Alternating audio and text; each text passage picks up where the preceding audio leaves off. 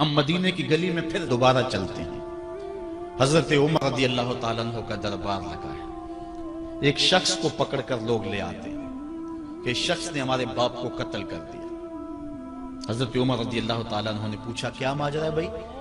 اس نے کہا جی واقعی میں ان کے باپ کا قاتل ہوں، لیکن میں نے قصداً قتل نہیں کیا۔ ہوا یہ کہ میں ایک مسافر ہوں، جا رہا تھا، راستے کے اندر سبز چراگاہ تھی، میرا اونٹ بھوکا تھا، اس چراگاہ میں داخل ہو گیا۔ اس کے بوڑھے باپ نے پتھر اٹھایا اور میرے اونٹ کو مارا، اس کی آنکھ نکل گئی۔ مجھے بڑا غصہ آیا، میں نے وہی پتھر اٹھا کر اس کے باپ کو دے مارا، لیکن وہ ایسے ٹکانے پہ لگا کہ اس کا باپ فوراً فوت ہو گیا۔ میرا قصد اور ارادہ نہیں تھا، لیکن بہرحال میں اس بات کا اقراری ہوں کہ میں نے اس کے باپ کو قتل کر دیا ہے۔ آپ جو حکم سنائیں میں اس کو قبول کروں گا، لیکن میں ایک مہلت مانگتا ہوں کہ میرے دوست، میرے بھائی کی کوئی رقم میرے ذمے ہے، میرے پاس اس نے امانت رکھی ہوئی ہے اور وہ مجھے پتا ہے کہ میں نے کہاں چھپا کے رکھی ہوئی ہے۔ اگر آپ فیصلہ کر دیتے اور میری گردن کاٹ دی جاتی ہے تو وہ امانت جو میں نے رکھی ہوئی ہے سنبھال کر کے، میرے علاوہ کوئی جانتا بھی نہیں ہے، تو وہ اس تک کون پہنچائے گا؟ اگر آپ مجھے 3 دن کی مہلت دے دیں تو میں جا کر کے اس کی امانت اس کو واپس کر کے پھر واپس آؤں گا، پھر یہ پھندا پھانسی کا میں اپنے گلے میں ڈلوانے کے لیے تیار ہوں۔ حضرت عمر رضی اللہ تعالیٰ عنہ نے فرمایا کہ کوئی شخص تیری ضمانت دے دے تو ہم تجھے چھٹی دینے کے لیے تیار ہیں۔ اس نے دائیں بائیں دیکھا، پورے مدینے میں اس کا کوئی شناسہ ہی نہیں تھا، واقف ہی نہیں تھا، ایک اجنبی شخص تھا۔ حضرت ابو ذر غفاری کھڑے ہو گئے، کہا حضرت عمر میں اس کی ضمانت دیتا ہوں۔ ضمانت دے دی گئی، وہ چلا گیا۔ تیسرے دن وعدے کا جو وقت تھا، لوگ جمع ہو گئے، دربار لگ گئے، ابھی تک آنے والا نہیں آیا۔ لوگوں نے کہا ابو ذر تو نے غلطی کی ہے، ایک اجنبی کی ضمانت دی اور ابھی تک وہ نہیں آیا۔ اور میاں صاحب فرماتے ہیں ایک بار جو پھائیں اڑ جاندے ہو پھر کدی نہ پھنس دینے۔ ظاہر ہے وہ چلا گیا، واپس تو نہیں پلٹ کے آئے گا، اسے پتا ہے کہ آگے سیدھی سیدھی میری موت ہے، تو تم نے یہ کیا غلطی کی؟ خیر آپ نے فرمایا کہ اگر وہ نہ آیا تو یہ پھانسی کا پھندا میرے گلے میں ڈال لینا، لیکن بہرحال میں نے اس کی ضمانت دی۔ کچھ عرصہ بیتا کہ دور سے گرد و غبار اڑتا ہوا دکھائی دیا۔ جب صورت واضح ہوئی تو وہی شخص تھا۔ حضرت عمر فاروق رضی اللہ تعالیٰ عنہ کے دربار میں کھڑا ہو کہنے لگا حضرت کسی وجہ سے تاخیر سے پہنچا ہوں، معذرت چاہتا ہوں، اب جو حکم ہے پورا کیجیے۔ حضرت عمر رضی اللہ تعالیٰ عنہ اس کے پھانسی کے احکامات جاری کر چکے تھے۔ آپ نے فرمایا کہ ابو ذر یہ بتا کہ تو نے اس کی ضمانت کیسے دی جب تو اسے جانتا نہیں تھا؟ تو سنو حضرت ابو ذر غفاری نے کیا کہا۔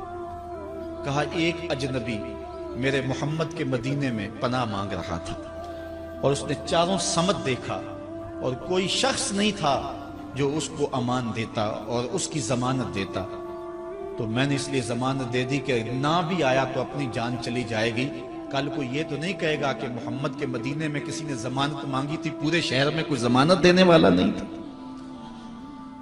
اس کو کہا کہ انہوں نے تو ضمانت دے دی، میاں اب تو بتا کہ تو چلا گیا تھا، تجھے جانتا کوئی نہیں تھا، نہ پلٹ کے آتا تو تجھے کوئی پوچھنے والا نہیں تھا، تو تو نے یہ دوبارہ موت کے منہ میں کیوں اپنا سر رکھا ہے؟ تو اس نے کہا کہ میں نے کہا کہ ایک اجنبی کی ضمانت اس ایسے شخص نے دی ہے جو مجھے جانتا بھی نہیں ہے، اور اگر میں نہ گیا تو لوگ قیامت تک اجنبیوں پر بھروسہ نہیں کریں گے کہ اجنبی یوں سلوک کیا کرتے ہیں۔ تو حضرت عمر رضی اللہ تعالیٰ عنہ اس کے پھانسی کے احکام جاری کیے، تو جن کے باپ کو قتل کیا تھا وہ بیٹے کھڑے ہو گئے، کہنے لگے تاریخ کی کالک ہم اپنے منہ پہ ملیں گے، ہم بھی اپنے باپ کے قاتل کو معاف کر دیتے ہیں۔ یہ ہماری تاریخ ہے، یہ ہماری کہانی ہے، لیکن آج ہم کس جگہ پہ کھڑے ہیں اور کیا ہماری صورتحال ہے؟ نہ ہمارا کردار رہا اور نہ ہمارا کوئی تشخص رہا۔ آج ہم نے اپنا تشخص بھی مٹا کے رکھ دیا، اپنے طرز زندگی بھی بدل دی، نہ ہماری باطن کی وہ روشنی رہی، نہ ظاہری وہ صورت رہی کہ ہم پہچانے جائیں کہ حضور کے غلام ہیں، بلکہ آج بھانت بھانت کی بولیاں بول رہے ہیں۔ اقبال نے کیا کہا تھا اپنی ملت پر قیاس اقوام مغرب سے نہ کر، خاص ہے ترکیب میں تجھے قوم رسول ہاشم۔ ایک تو وہ حدیث میں نے آپ کے سامنے رکھی جو حضور کا فرمان ہے، الشیطان جاسم علی قلب ابن آدم، انسان کے دل پر شیطان قبضہ جماتا ہے، جب یہ غافل ہوتا ہے تو وسوسہ اندازی شروع کرتا ہے، اور دل اگر پورا سیاہ ہو جائے تو پھر شیطان کے لیے معاملہ ہی آسان ہو گیا، کیونکہ سمجھو کہ دل کے قلعے کی دیواریں منہدم ہو گئی، اب شیطان جدھر سے مرضی آئے جدھر سے مرضی جائے۔ ہاں اب بھی اس کی اصلاح کا طریقہ ہے جو حضور نے ارشاد فرمایا۔ آقا کریم علیہ السلام نے ہمیں کسی معاملے میں بھی حضور نے تنہا نہیں چھوڑا۔ آقا کریم ارشاد فرماتے ہیں کہ لِكُلِّ شَيْءٍ سِقَالَةٌ وَالسِّقَالَةُ الْقُلُوبِ ذِكْرُ اللَّهِ، ہر شے کو زنگ لگ جائے تو اس کا زنگ کسی نہ کسی شے سے اتارا جاتا ہے۔ کپڑے میلے ہو جائیں تو صابن وغیرہ سے صاف کر لیتے ہیں، یہ لوہا میلا ہو جائے تو ریگ مار سے صاف کر لیتے ہیں، ہر شے کا زنگ کسی نہ کسی شے سے اترتا ہے۔ اب دل اگر میلے ہو جائیں گناہوں سے تو کیسے دل پاک ہوں گے؟ سقالۃ القلوب ذکر اللہ، کہا اللہ کا ذکر کرو دل ستھرے ہو جائیں گے، دل پاک ہو جائیں گے، جتنا زیادہ ذکر کرو گے اس قدر دل جلا پائیں گے اور دل نور پائیں گے۔ اور بزرگ صوفیہ فرماتے ہیں جب کوئی بندہ ذکر کرنے بیٹھتا ہے اور ایک مرتبہ کہتا ہے اللہ، تو اللہ تعالیٰ اس کی طرف نظر رحمت سے دیکھتا ہے، اور جس کی طرف اللہ نظر رحمت سے دیکھتا ہے اس کے 70 گناہ جل کے راکھ ہو جاتے ہیں۔ تو ایک مرتبہ اللہ کہنے سے 70 گناہ مٹ گئے، پھر یہ بار بار تکرار کرتا رہا تو دل جو ہے وہ آہستہ آہستہ مصفہ ہونا شروع ہو جاتا ہے، دل سائیکل ہونا شروع ہو جاتا ہے، دل پاکیزہ ہونا شروع ہو جاتا ہے، اس کے اوپر سے غلاظت، گندگی اور جو دل کے اوپر چڑھا ہوا غلاف ہے وہ اتر جاتا ہے، اور دل پھر انوار پانے لگتا ہے، پھر اس کو ذکر بھی چاشنی دیتا ہے، اس کو فکر بھی لذت دیتا ہے، اس کو نماز اور سجدے میں بھی سرور ملتا ہے۔ جب دل پر نور نہ ہو تو پھر شکایت یہ ہوتی ہے نماز پڑھتے ہیں سرور نہیں ملتا، نیک عمل کرتے ہیں لطف نہیں آتا۔ اصل وہ دلوں کے اوپر حجابات آ چکے ہیں، دلوں کے اوپر پردے آ چکے ہیں، اگر وہ اتر جائیں اور وہ کثرت ذکر کے ساتھ جو ہے وہ پردے اتریں گے۔ اب دل 4 طرح کے ہیں، القلوب اربع، دل 4 طرح کے ہیں۔ ایک دل قلب اجرد فیہ سراج یظہر، ایک مومن کا دل وہ بالکل ایسے ہوتا ہے جس طرح چراغ روشن ہوتا ہے، اور مومن کے پاس جو بیٹھے اللہ اس کے دل کو بھی نور کر دیتا ہے، چونکہ دلوں سے نور کی شعائیں نکلتی۔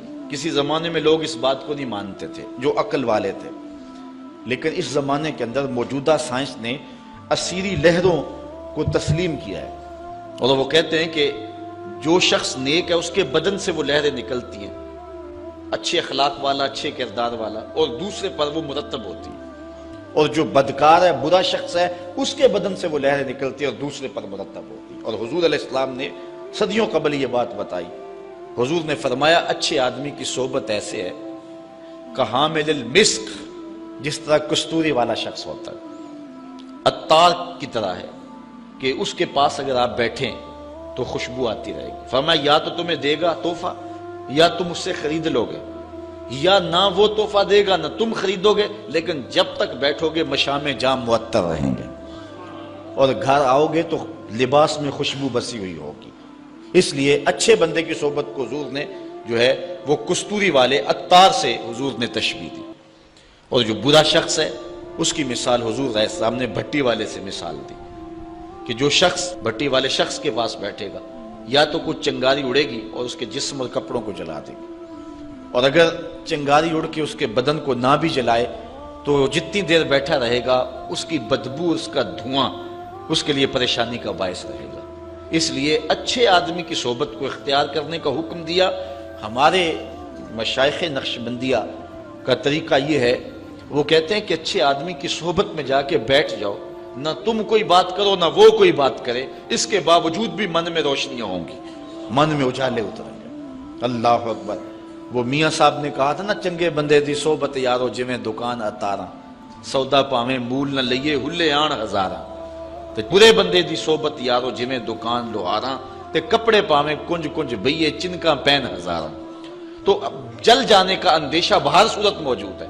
تو اس لیے آج دنیا جو ہے وہ اسیری لہروں کو مانتی ہے۔ میں اس کی سادہ مثال آپ کو دینا چاہتا ہوں کہ کسی کے بدن سے اسیری لہریں نکلنا تو دور کی بات ہے، کسی شخص کے تذکرے سے اس کے اثرات مرتب ہوتے ہیں۔ مثال کے طور پہ اگر آپ کے کسی دیرینہ اور پیارے دوست کا تذکرہ چھیڑ دیں، گفتگو کر دیں، تو اس سے طبیعت میں خوشی پیدا ہوگی کہ نہیں ہوگی؟ آپ حشاش بشاش ہو جائیں گے۔ لیکن کسی غلط آدمی کا جس سے آپ کو نفرت ہو، اس کی بات چھیڑ دیں، طبیعت میں گھٹن پیدا ہوگی کہ نہیں ہوگی؟ اگر گندگی کے ڈھیر کی بات کوئی چھیڑ دے، طبیعت میں گھٹن پیدا ہوگی کہ نہیں ہوگی؟ اور اگر پھولوں کی بات چھیڑ دے، موتیے کی، نسرین کی، نسترن کی، چمبیلی کی، گلاب کی، موتیے کی، ان پھولوں کا تذکرہ کو چھیڑ دے، طبیعت میں خوشی پیدا ہوگی کہ نہیں ہوگی؟